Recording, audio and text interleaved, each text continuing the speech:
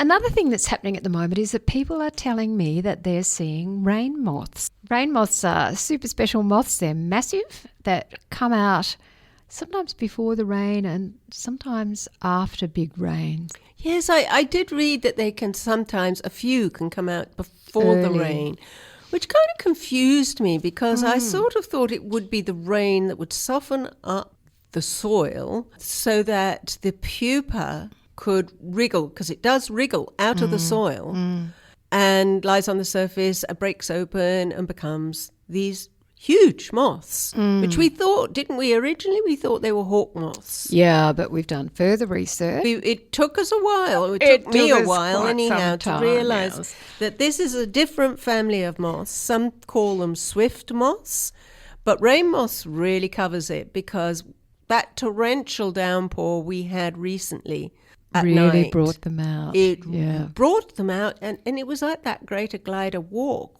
Do you remember that with our torches and everything? They were all zooming around the place. They were sort of getting in your hair. And the producer of our show completely failed to take any photos, even though she knew it was going to be the next topic. Never mind, sweetie. Can't be alert all the time. You probably had your mind on greater gliders. I do have trouble being alert all the time. But these moths, we're so used now to weather patterns being so unpredictable. But this seems to be a fairly predictable pattern.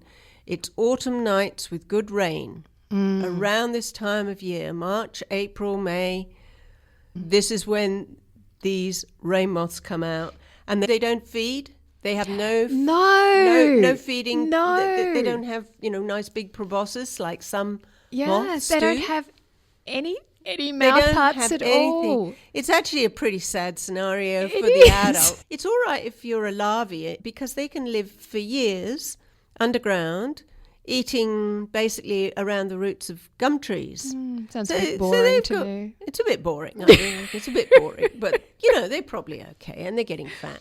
But once you're an adult and you've burst out of that pupa case, which is really long and yellowy brown, I found the pupa case. Yeah. Your only job really is to reproduce and die. That's it, yeah. 24 hours of getting as much mating done as you possibly can. I am resisting the temptation to use so many other terminologies here. And then the females, they lay something like 40,000 eggs. And they lay them one at a time as they're flying, and they just fling them. I saw the term bombing. That's right. I saw that too. They egg bomb the ground, presumably near the gum trees, so that, in the hope that some might hit a little crevice and find their way down to the roots of the trees. Yeah. But they are really remarkable, and I am really delighted that something that is meant to come out at a certain time of year is actually doing what it's supposed to do, because these days everything seems to be so topsy-turvy. Yep, that's true. And I'm getting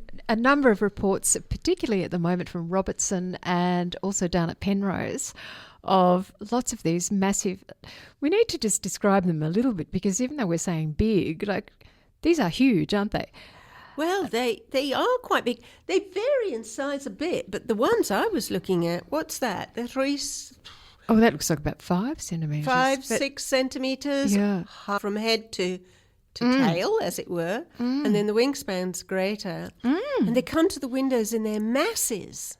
Yeah, so when the lights are on inside. My little note says the wingspan is 16 centimetres. So they're big guys. They're big. Some of them are really big guys. Yeah. And they're brown or grey. They have patterns on them that sort of, I guess, are supposed to act as camouflage, but really they're just fodder for owls and tawny frogmouths and all sorts of animals eat them. I mean, it's a bloodbath, I think, once they come out, really. If we knew what was really going on that night, we would be quite disturbed. Apparently insectivorous bats, very partial to rain moths. Right. And fishermen would know these as, they call them bardy grubs, I think. Yeah, I've heard that. They use them as bait. Yes, I've heard that.